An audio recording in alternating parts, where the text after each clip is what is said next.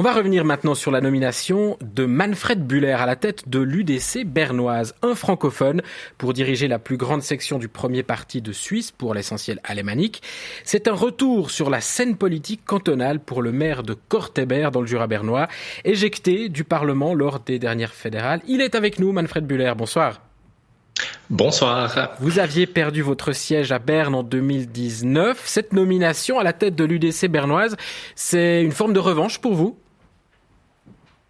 Oh non, je ne pense pas que ce soit une revanche, c'est simplement la poursuite d'un engagement politique que j'ai depuis plus de 20 ans maintenant dans ce grand parti. Une nomination qui en tout cas fait déjà parler d'elle. Il y a déjà une polémique sur l'absence de gestes barrières, le non-respect des restrictions sanitaires lors de votre assemblée hier soir. Vous êtes vous-même épinglé. Quand même, est-ce que le propre d'un responsable politique, c'est pas de montrer l'exemple ? Ah oui, bien sûr, mais je crois que nous sommes dans une période où nous avons la chance d'avoir beaucoup de gens qui sont maintenant vaccinés. Nous avons aussi un traçage complet de toutes les personnes qui étaient présentes à l'Assemblée hier soir et effectivement, on me pardonnera quelques petits écarts qui sont à l'image de ce qui se passe avec l'Euro de football. Bon, Manfred Bühler, parlons de la suite. Élection l'année prochaine dans votre canton, le canton de Berne, élection fédérale, et oui, déjà, en 2023. Vous allez tenter votre comeback, retrouver un mandat électif, cantonal ou fédéral ? Alors les élections cantonales, c'est en 2022, donc il est assez naturel que le président du plus grand parti cantonal soit candidat, donc il est a priori acquis que je serai candidat au Grand Conseil dans le Jura bernois. Ce qui se passera pour les élections fédérales, c'est encore un peu plus loin, mais c'est évidemment aussi une porte qui est ouverte. Donc vous n'excluez rien ? Absolument pas. Il y a le contexte pour votre parti, la dynamique actuelle n'est pas très bonne. D'ailleurs, en 2019, vous aviez fait les frais de la perte de sièges pour l'UDC dans votre canton. C'est ça qui avait expliqué votre non-réélection. Il y a aussi des reculs un peu partout en Suisse romande. Qu'est-ce qui manque aujourd'hui à l'UDC ?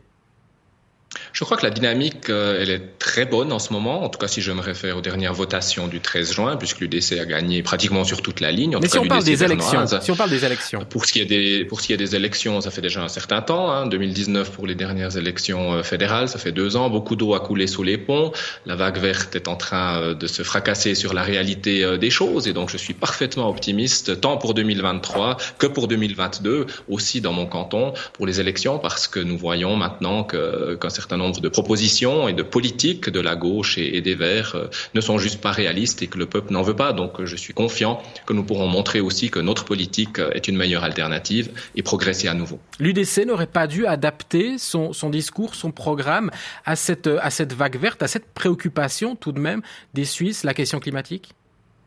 Je suis étonné que vous me posiez cette question parce que le PLR a tenté le coup, il s'est légèrement cassé le nez sur la réalité également, donc je crois que faire du slalom en politique, c'est à peu près la pire chose qu'on peut faire, il faut être constant dans ses objectifs. Par contre, l'UDC, bien sûr, doit apporter des réponses libérales, des réponses bien pensées, notamment à l'enjeu climatique qui est indéniable. Dans votre canton, le canton de Berne, l'UDC est très forte dans les campagnes, dans les milieux ruraux, beaucoup moins dans les villes. Est-ce qu'il y a lieu d'urbaniser quelque peu le programme de l'UDC, en tout cas de le rendre peut-être plus compréhensible aux citadines et citadins ?